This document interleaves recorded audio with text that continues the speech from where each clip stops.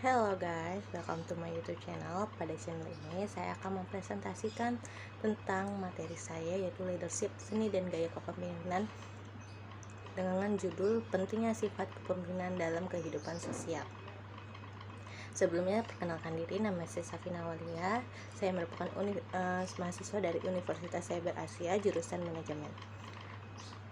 Presentasi ini merupakan dedikasi saya sebagai penuntasan tugas ujian akhir semester pada mata kuliah Estetika Humanisme.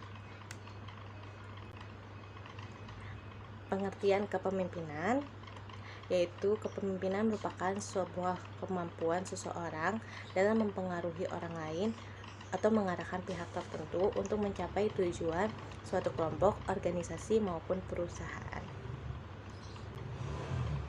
Teori para ahli mengatakan, Dabin tahun 1051, yaitu kepemimpinan adalah aktivitas para pemegang kekuasaan dan pembuat sebuah keputusan. Teori yang kedua yaitu Hempel tahun 1954 mengatakan, kepemimpinan adalah langkah pertama yang hasilnya berupa pola interaksi kelompok yang konsisten dan bertujuan menyelesaikan problem-problem dan berbagai macam masalah yang saling berkaitan. Teori yang ketiga yaitu Stockdale tahun 1948, kepemimpinan adalah suatu proses mempengaruhi aktivitas kelompok dalam rangka pemerumusan dan pencapaian tujuan. Di riset dari berbagai sumber teori yang mengatakan bakat kepemimpinan sudah terbentuk sejak orang tersebut dilahirkan, kemudian dilatih dengan berbagai macam kepribadian lainnya, akan menjadikan mereka unggul dalam peran kepemimpinannya. Selain itu, ada pula yang mengatakan bahwa kepemimpinan akan terbentuk pada saat situasi dan kondisi tertentu atau kontingensi teori. Peran kepemimpinan merupakan salah satu sifat yang harus dimiliki semua orang saat bersosialisasi dengan berbagai macam kalangan yang memiliki tujuan berbeda. Di sanalah sifat kepemimpinan untuk menyatukan tujuan sehingga terjadinya mufakat diperlukan. Atau di saat terjadi suatu permasalahan kehidupan, baik itu permasalahan kecil yang menyangkut diri sendiri maupun permasalahan besar yang menyangkut banyak orang.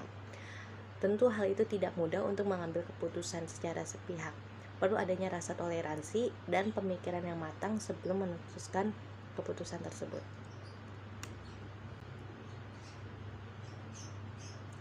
Fungsi kepemimpinan ada 4. Yang pertama adalah fungsi instruktif, menempatkan pemimpin sebagai pengambil keputusan dan pemberi tugas kepada anggotanya untuk menjalankan semua instruksi yang telah diberikan. Yang kedua adalah fungsi delegasi atau perwakilan atau utusan dengan proses penunjukan secara langsung maupun musyawarah. Menunjukkan ini bertujuan untuk menjadikan seseorang salah satu perwakilan suatu kelompok atau lembaga. Yang ketiga adalah fungsi partisipasi, menempatkan seseorang pemimpin yang mampu mendorong semua anggota atau pengikutnya untuk berpartisipasi dan berinisiatif dalam suatu proyek bersama. Yang keempat adalah fungsi pengendalian, pemimpin mampu untuk mengendalikan semua aktivitas atau pekerjaan anggotanya yang dikerjakan secara efektif guna mencapai tujuan dan tidak keluar dari aturan yang ditetapkan sebelumnya. Kualitas seorang pemimpin ada 4. Yang pertama adalah kesadaran diri, kedua warga dunia, ketiga memberdayakan orang lain, dan keempat berorientasi solusi. Kita bahas yang pertama yaitu kesadaran diri. Pentingnya seorang pemimpin menyadari kualitas dirinya seperti apa kelemahannya, apa kelebihannya, bagaimana karakternya dan bagaimana kepribadiannya dan sebagainya. Seorang pemimpin juga mempengaruhi bagaimana dirinya menjalani dan bergaul dengan orang lain. Karenanya pemimpin akan mempengaruhi keadaan dan suasana potensial kelompok tersebut. Yang kedua adalah warga dunia. Menjadi warga dunia berarti memiliki kepedulian terhadap apa saja yang terjadi di dunia, bukan hanya tempat asal pemimpin, melainkan ke kota maupun negara lainnya. Seorang pemimpin akan percaya bahwa banyak orang berkontribusi terhadap perdamaian sehingga meninggalkan berbagai macam dampak.